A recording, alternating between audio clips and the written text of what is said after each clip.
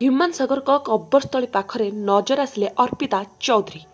ଅର୍ପିତା ଚୌଧୁରୀ ଯିଏକି ହ୍ୟୁମାନ ସାଗରଙ୍କ ମରିବା ପଛର ପ୍ରକୃତ କାରଣ, ଯାହା ପାଇଁ ଆପଣମାନେ ଆଜି କାନ୍ଦୁଛନ୍ତି। ହ୍ୟୁମାନ ସାଗରଙ୍କ ଭଳି ଭଲ ଗାୟକକୁ ହରାଇଛନ୍ତି। ସେହି ଅର୍ପିତା ଚୌଧୁରୀ 10 ଦିନ ହେଲା ଥିଲେ କେଉଁଠି? କାହିଁକି ସେ ଗଣମାଧ୍ୟମ ସାମ୍ନାକୁ ଆସିନଥିଲେ?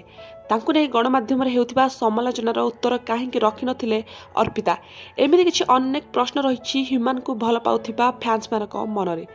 ତେବେ ବର୍ତ୍ତମାନ ସମୟରେ ହ୍ୟୁମାନଙ୍କ ମୃତ୍ୟୁକୁ 10 ଦିନ ବିତିଗଲାଣି।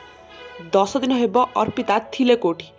ବର୍ତ୍ତମାନ ସମୟରେ ଅର୍ପିତାଙ୍କୁ ହ୍ୟୁମାନ ସାଗରଙ୍କ କବର ଦିଆଯାଇଥିବା କବରସ୍ଥଳୀ ନିକଟରେ ଦେଖିବାକୁ ମିଳିଛି, ଯେଉଁଠିକି ହ୍ୟୁମାନ ସାଗରଙ୍କ ଧର୍ମ ଅନୁସାରେ ତାଙ୍କୁ ପୋତା ଯାଇଥିଲା। ସେଠାରେ ଅର୍ପିତା ହାତ ଯୋଡ଼ିଛନ୍ତି, ହାତ ଯୋଡ଼ି ଭୁଲ ମଧ୍ୟ ମାଗିଛନ୍ତି। କାନ୍ଦି କାନ୍ଦି ଚିତ୍କାର କରି ହ୍ୟୁମାନଙ୍କୁ ଭୁଲ ମାଗିଛନ୍ତି। ହେଲେ ଏବେ ଆଉ ଲାଭ ବା କ'ଣ? ଯିଏ ଚାଲିଯିବା କଥା ସେ ତ ଚାଲିଗଲାଣି।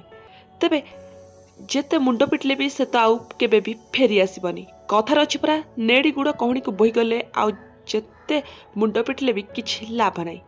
ତେବେ ହ୍ୟୁମାନଙ୍କ ମା' ଓ ମ୍ୟାନେଜର, ସଙ୍ଗୀତ ନିର୍ଦ୍ଦେଶକ ହ୍ୟୁମାନଙ୍କ ମୃତ୍ୟୁ ପାଇଁ ଅର୍ପିତାକୁ ଦାୟୀ କରିଥିଲେ। ଆଉ ଏକଥା ମଧ୍ୟ ହ୍ୟୁମାନଙ୍କ ମା' କହିଛନ୍ତି, ମୋ ପୁଅ ସହ ମୁଁ ଅର୍ପିତାକୁ ରୁମ୍ରେ ମଧ୍ୟ ଦେଖିଛି। ତେବେ ଆପଣମାନେ ଥରେ ଚିନ୍ତା କରନ୍ତୁ, ନିଆଁ ନଥାଇ କେବେ ତ ଧୂଆଁ ଉଠିବନି। ଯଦି ଏତେ ଜଣ କହିଛନ୍ତି ତାହେଲେ ଏହା ପଛରେ କିଛି ନା କିଛି ସତ୍ୟତା ନିଶ୍ଚିତ ଭାବରେ ଥିବ। ଆଉ ଏପଟେ ଯେତେ ଦିନ ହ୍ୟୁମାନ ସାଗରଙ୍କ ମୃତ୍ୟୁ ଗଡ଼ି ଚାଲିଛି, ସେତେ ଦିନ ନୂଆ ନୂଆ ତଥ୍ୟ ସାମ୍ନାକୁ ଆସୁଛି। ତେବେ ଅର୍ପିତା ହ୍ୟୁମାନ ସାଗରକୁ ୟୁଜ୍ କରୁଥିଲେ, ତାଙ୍କଠାରୁ ଗାଡ଼ି ଘର ସବୁ ନେଇଥିଲେ, ହେଲେ ଶେଷରେ ତାଙ୍କୁ ଧୋକା ଦେଇଥିଲେ। ତେବେ ଅର୍ପିତାଙ୍କୁ ଭଲ ପାଉଥିବା ତାଙ୍କ ଫ୍ୟାନ୍ସମାନେ କହିଛନ୍ତି ଅର୍ପିତାଙ୍କ ନାଁରେ ମିଛ ପ୍ରଚାର କରାଯାଇଛି। ଅର୍ପିତା ଓ ହ୍ୟୁମାନ ଦୁହେଁ ଭଲ ସାଙ୍ଗ ଥିଲେ, ତାଙ୍କ ଭିତରେ କୌଣସି ବି ପ୍ରେମ ସମ୍ପର୍କ ନଥିଲା। କିନ୍ତୁ ଏକଥା କହିକି ଅର୍ପିତା ନିଜ ମୁହଁରେ କହୁନାହାନ୍ତି ବୋଲି ତାଙ୍କ ହ୍ୟୁମାନ ସାଗରଙ୍କ ଫ୍ୟାନ୍ସମାନେ କ୍ୱେଶ୍ଚିନ୍ କରିଛନ୍ତି। ତେବେ କେବେ ମୁହଁ ଖୋଲିବେ ଅର୍ପିତା ଚୌଧୁରୀ? ବର୍ତ୍ତମାନ ସମୟରେ ସେ ହ୍ୟୁମାନ ସାଗରଙ୍କ କବରସ୍ଥଳୀ ନିକଟରେ କାନ୍ଦୁଥିବାର ନଜରରେ ଆସିଛନ୍ତି। ତେବେ ଦର୍ଶକ ବନ୍ଧୁ, ଆପଣମାନେ ହ୍ୟୁମାନ ସାଗରଙ୍କ ମୃତ୍ୟୁ ପାଇଁ କାହାକୁ ଦାୟୀ କରିବେ? ଏଥିରେ କିଏ ଦାୟୀ?